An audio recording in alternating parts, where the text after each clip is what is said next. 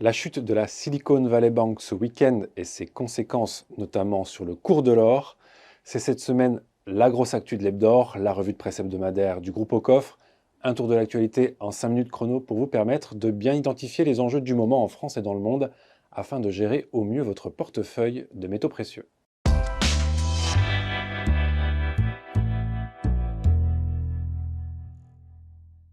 L'événement de la semaine, c'est bien entendu la fermeture vendredi de la Silicon Valley Bank, une banque américaine, plus grosse faillite bancaire depuis la crise de 2008. Revenons d'abord sur ce qu'il s'est passé avec le Figaro qui nous explique que mercredi dernier, la Silicon Valley Bank passait encore pour un établissement bancaire californien solide, 16e banque des États-Unis en termes de volume d'actifs. Vendredi, le régulateur californien a fermé l'institution à court de liquidités alors que l'onde de choc se propageait sur les marchés financiers. La SVB, c'est entre autres le banquier des entrepreneurs et des salariés les plus prospères de la Silicon Valley, lesquels détenaient des comptes de plusieurs centaines de milliers, voire de millions de dollars. L'implosion spectaculaire de SVB, deuxième plus grande faillite bancaire de l'histoire américaine après celle de Washington Mutual en 2008, est aussi la première panique bancaire déclenchée par des emails. Car que s'est-il passé exactement ? En conseillant à leurs amis et aux responsables de sociétés dans lesquelles ils ont investi de vider rapidement leurs comptes ouverts auprès de SVB, Peter Thiel, fameux entrepreneur américain de la Silicon Valley, notamment l'un des fondateurs de PayPal, et quelques autres apporteurs de capitaux aux jeunes pousses de la région de San Francisco ont de fait, et sans le vouloir, déclenché une hystérie collective. Leur motivation était de protéger leurs investissements du risque de manque de liquidité de SVB. Rien de pire pour une start-up que de ne plus avoir accès à sa trésorerie parce que sa banque est en faillite. Résultat, 2 jours de retrait massif de dépôt de 42 milliards de dollars ont saigné à blanc la banque de Santa Clara qui fêtait ses 40 ans cette année. Alors pour couper court à la panique bancaire, dimanche soir, les autorités bancaires américaines ont annoncé de grosses mesures. Les banques malades ne seront pas sauvées mais saisies. En revanche, leurs clients seront protégés, ont ainsi expliqué le président américain Joe Biden ainsi que son gouvernement, comprenant le risque systémique très important de cette faillite. Le Trésor américain, la Réserve fédérale et le Fonds fédéral de garantie des déposants, promettant que tous les déposants de SVB auront accès à leurs dépôts, quel que soit leur montant de garantie. La garantie standard de la FDIC, plafonnée à 250 000 dollars, est donc de facto remplacée par une garantie totale. Un quoi qu'il en coûte version américaine. Hier matin, le groupe bancaire britannique HSBC a annoncé le rachat de la filiale britannique de la Silicon Valley Bank pour 1 livre symbolique. Alors bien entendu, cette chute de la banque des startups a provoqué son lot de réactions et de stress, notamment en ce qui concerne les marchés. Les bourses européennes baissaient fortement hier, gagnées de nouveau par les inquiétudes sur le risque de contagion dans le secteur bancaire mondial. Wall Street se stabilisait après avoir ouvert en nette baisse et 2 séances de fort recul. Le marché de la dette, perçu comme des placements refuge en cas de crise, connaissait aussi une séance agitée.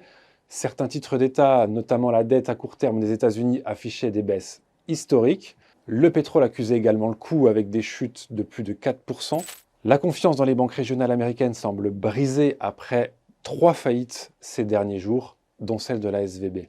Alors en revanche, les seuls à tirer leur épingle du jeu dans ce début de crise, on le voit depuis quelques jours, sont d'abord le Bitcoin, qui a pris près de 10% durant le week-end, et surtout l'or qui est en train de montrer qu'elle remplit une fois de plus son statut de valeur refuge en cas de crise ou de début de crise.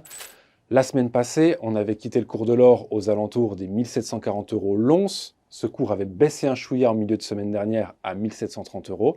Et comme vous pouvez le constater sur ce graphique proposé par Au Coffre, à l'annonce de cette faillite vendredi, le cours a immédiatement réagi à la hausse, grimpant jusqu'à 1760 € l'once vendredi soir. Hier, à la réouverture des marchés, le cours du métal jaune a de nouveau bondi fortement jusqu'à atteindre la barre des 1780 € l'once et même 1785 € ce matin.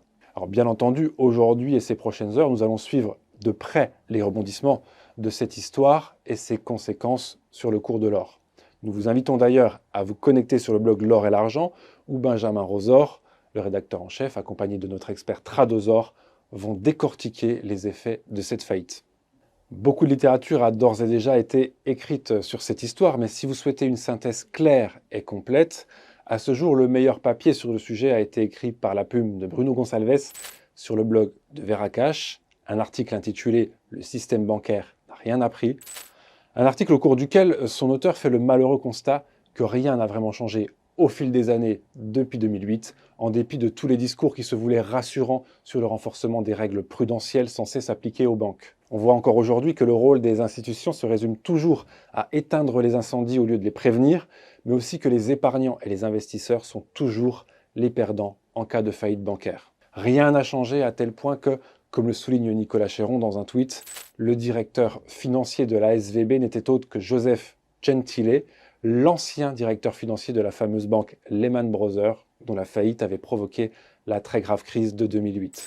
Je vous laisse arguer par vous-même la morale de cette histoire, et puisque je parle de Nicolas Chéron, je vous rappelle, pour ceux que ça intéresse, que nous avions récemment interviewé le stratégiste indépendant lors de notre dernière rencontre annuelle au sujet justement de comment investir intelligemment en temps de crise. Un entretien bienvenu en cette période qu'il vous est possible de retrouver à tout moment sur notre chaîne YouTube. Voilà, ce nouvel épisode de l'Hebdor est terminé. Ça vous a plu? Likez, partagez et abonnez-vous à notre chaîne YouTube. Des questions? N'hésitez pas à nous les poser dans l'espace commentaires et à retrouver tous les articles évoqués dans cette mini-revue de presse dans la description de cette vidéo. Portez-vous bien et à mardi prochain.